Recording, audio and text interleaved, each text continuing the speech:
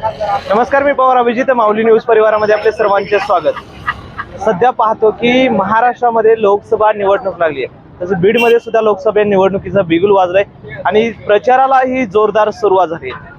नेमकं जनतेच्या मनात कोण खासदार हे पाहण्याचा आम्ही प्रयत्न करतो. प्रत्येक जागेवर प्रत्येक लोकांच्या प्रतिक्रिया घेतो. नेमकं काय प्रतिक्रिया त्यांच्या हे सुद्धा जाणून घेण्याचा प्रयत्न करतो. कारण की महायुतीकडून पंकजा मुंडे, महाविकास आघाडीकडून बजरंग सोनवणे आणि वंचित कडून जे काय अशोक हिंगे निवडणूक लढवणार आहेत, असे अनेक उमेदवार बीडमधून उभा राहणार आहेत. परंतु जनतेचा कौल कोणाकडे हे सुद्धा पाहणं औचित्याचं ठरणार आहे. कारण की अनेक जागेवर बजरंग बाप्पा सोनवणे यांना मराठा समाजाचा पाठिंबा असल्याचं सुद्धा म्हटलं जात आहे. परंतु ओबीसीचे जे काही मतदार आहेत ते पंकजा मुंडे सोबत असणार आहेत का, मराठा कॅन्डिडेट असणार आहेत का, हे सुद्धा पाहणं औचित्याचं ठरणार आहे. काही आपण या ठिकाणी पाहू शकता की काही जे मतदार बंधू बसलेत, आपण त्यांच्याकडून सुद्धा जाणून घेणार, नेमकं त्यांचा कौल कुणाकडे हे सुद्धा जाणण्याचा प्रयत्न करणार आहोत. नेमकं काय सांगाल, सध्या लोकसभा निवडणूक लागलेली आहे, तुमचा पाठिंबा कोणाला असणार आहे? आमचा सध्या तरी काय पाठिंबा कुणाला नाही, पण भारतीय जनता पार्टीला पाठिंबा आमचा नाही. कारण का नाही? आज गेल्या 10 वर्षांमध्ये भारतीय जनता पार्टीचं सरकार आहे देशात आहे. त्यांनी अनेक योजना लोकांच्या हिताच्या काढल्या, परंतु प्रत्यक्षात मात्र कोणतीही योजना राबवली नाही. शेतकऱ्यांना भाजप सरकार सत्तेत यायच्या अगोदर स्वामीनाथन आयोग लागू करू, शेतीला पाणी देऊ, शेतीला वीज देऊ, सुशिक्षित बेरोजगार आहेत त्यांच्या हाताला कामं देऊ, कितीतरी कोटी लाखामध्ये नोकऱ्या देऊ, असं अनेक आश्वासन दिले होते. पण प्रत्यक्षात मात्र अजून एकही कसल्याही प्रकारचं आश्वासन पूर्ण केलेलं नाही. म्हणजे लबाड सरकार आहे. लबाडाचं आमंत्रण जेवल्याशिवाय काही खरं नाही असं जे म्हणते, तशा प्रकारे ह्या भारतीय जनता पार्टीच्या ह्या लबाड लांडग्याचं काही खरं नाही. त्याच्यामुळे आमचा रोष हा भाजपवर आहे, बाकी कुणाही रोष नाही. भारतीय जनता पार्टीचा टांगा पलटी केल्याशिवाय इथली बीड जिल्ह्याची जनता थांबणार नाही.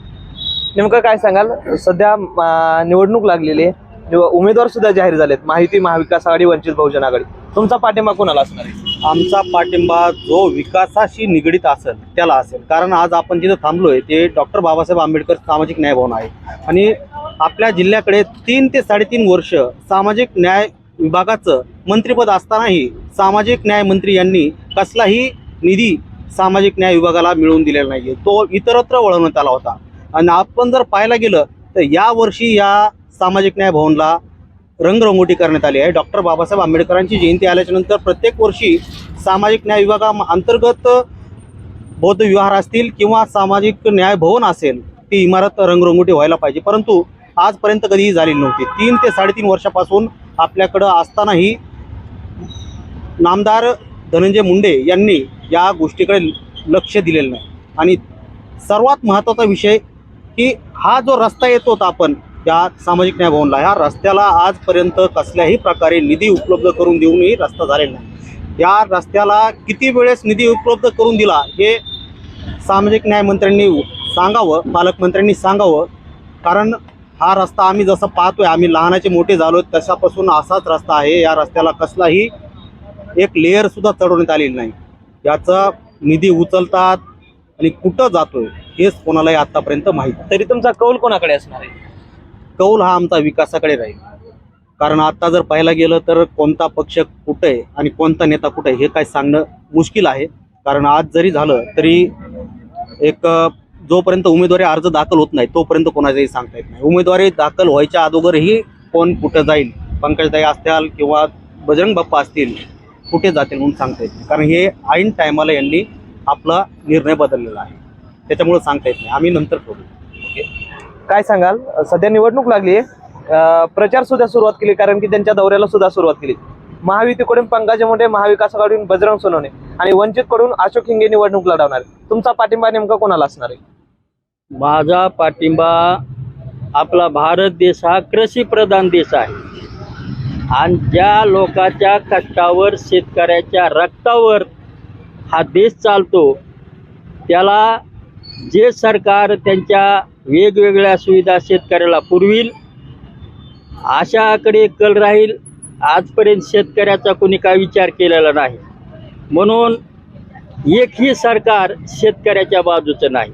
दुसरा मुद्दा असा आहे, ज्या तरुणाच्या हातामध्ये हा देश चालणार आहे त्या देशाचं भवितव्य या तरुणाच्या हातामध्ये आहे.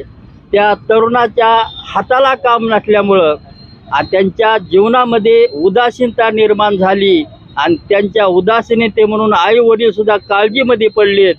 अशा तरुणाच्या हाताला काम ज्या पक्षाकडून मिळेल, काही पक्ष आश्वासन देतात 2 कोटी नोकऱ्या लागू, असं करू तसं करू.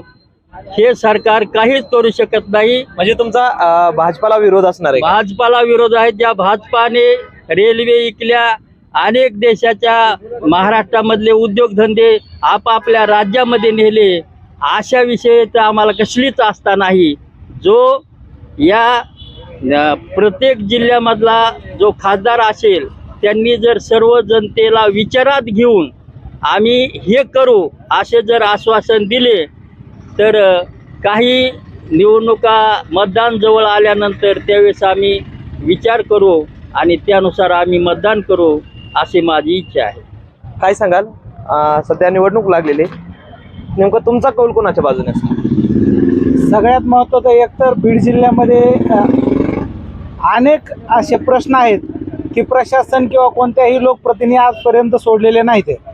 इथून मागे जे खासदार होते आपल्या बीड जिल्ह्याचे, तर ह्या बीड जिल्ह्याच्या खासदारांनी इथून मागं कुठंही त्यांचा खासदार फंड वापरलेला नाही किंवा कुठं तांडा असो वस्ती असो ह्याच्यावर कुठंही दिलेला नाही. एवढंच नाही तर ते खासदार फक्त मीडियापाशी दिसायचे खासदार, मीडियाच्या व्यतिरिक्त ते कधी जनतेमध्ये मिसळलेले नाहीत, काहीच नाही. तर यावेळेस आमचं असंच मत आहे सर्वसामान्य जनता म्हणून की विकासाच्या मुद्द्यावर बोलणारा खासदार आम्हाला पाहिजे आहे. विकासाचा मुद्दा संसदेमध्ये मांडणारा खासदार आम्हाला हवा आहे. आणि येणाऱ्या काळामध्ये आमचं असं मत आहे की प्रत्येकाच्या घराणेशाहीनुसार प्रत्येकाच्या घरामध्येच खासदारपद जावं असं काही नाही, ही लोकशाही आहे. तर आमचं एक असं मत आहे की येणाऱ्या काळामध्ये जे बजरंग बाप्पा सोनवणे जे नौके उमेदवार आहेत ते जरी गेल्या वेळेस लढलेले असले तरी लोकसभेमध्ये काही गेलेले नाही ते. आणि त्यांनी काय समजा त्यांना काय सर्वसामान्यांनी काय असं जनतेचे प्रश्न संसदेमध्ये जाऊन उचलावे अशी संधी दिलेली नाही. त्यामुळं अशी मी आपल्या माध्यमातून मी जनतेला आवाहन करतो की नवीनला चान्स द्या आणि बजरंग बाप्पा सोनवणे यांना जास्तीत जास्त मतदान करा आणि लोकसभेमध्ये पाठवा, म्हणजे आपल्या बीड जिल्ह्याचे प्रश्न सुटतील अशी आम्हाला अपेक्षा आहे. धन्यवाद. नेमकं काय सांगाल, तुमचा कौल कोणाच्या बाजूने असेल? पंकजा मुंडे. नेमकं काय सांगाल, सध्या निवडणूक लागली आहे, तुमचा कौल कोणाच्या बाजूने असेल? सध्याचं वास्तव जर पाहिलं तर महागाई, बेरोजगारी असे अनेक प्रश्न आहेत. मात्र जे भाजपा सरकार आणि मोदी हे 400 पारचा नारा देतात, प्रामाणिकपणाने जर इलेक्शन लढले तर त्यांचे 100 देखील सीट येणं महाग आहे. त्यांना विषय मुद्दा काय आहे, त्यांनी हिंदू मुस्लिम मंदिर मस्जिद हिंदुस्थान पाकिस्तान या प्रश्नावर किंवा ह्या मुद्द्यावर इलेक्शन न लढवता विकासाच्या मुद्द्याकडे लक्ष दिलं पाहिजे. आणि त्यांनी काय कामं केले 10 वर्षात हे सांगितलं पाहिजे. हे फक्त विकासाचे मुद्दे भरकटण्यासाठी आणि युवकांना बेरोजगार करण्यासाठी धार्मिक राजकारण करून आपली पोळी भाजण्याचं काम या ठिकाणी भाजपकडून केलं जात आहे. त्यामुळे कसल्याही परिस्थितीमध्ये भाजपला मतदान म्हणजे बरबादीला मतदान असं या ठिकाणी आहे. नेमकं कौल तरी कुणाच्या बाजूने? आम्ही भाजप सोडून कुणी पण असेल. बजरंग बाप्पा की अशोक हिंगे? बजरंग बाप्पा. धन्यवाद. आपण ही होती जनता, जनतेच्या तोंडातून ऐकलं त्यांचा कौल कोणाच्या बाजूने हे सुद्धा जाणण्याचा प्रयत्न केला. त्यांनी सांगितलं आम्ही भाजप सोडून कोणालाही मतदान करू. भाजपवर अतिशय तीव्र नाराज ही जनता पाहायला मिळते. कारण की आपण पाहिलं की जनता 10 वर्ष बीडमध्ये भाजपची सत्ता होती, प्रीतम मुंडे खासदार होत्या, त्यांना निष्क्रिय खासदार सुद्धा म्हणून ओळखला जाते. कारण की एक दमडी खर्च न करणाऱ्या खासदार म्हणून प्रीतम मुंडेंची बीडमध्ये ओळख पाहायला मिळते. या माझ्यासोबत काही या ठिकाणी मतदार होते, आपण त्यांच्याकडून जाणून घेतलं. कारण की अतिशय तीव्र नाराज, त्यातून सुद्धा त्यांनी सांगितलं की बजरंग बाप्पा यांना नक्कीच पसंती मिळू शकते असं सुद्धा सांगितलं. भाजपवर अतिशय तीव्र नाराज आहे जनता असं सुद्धा यातून पाहायला मिळालंय. त्याप्रमाणे दीपक वाघमारे सोबत मी पवार, अभिजित, बीड.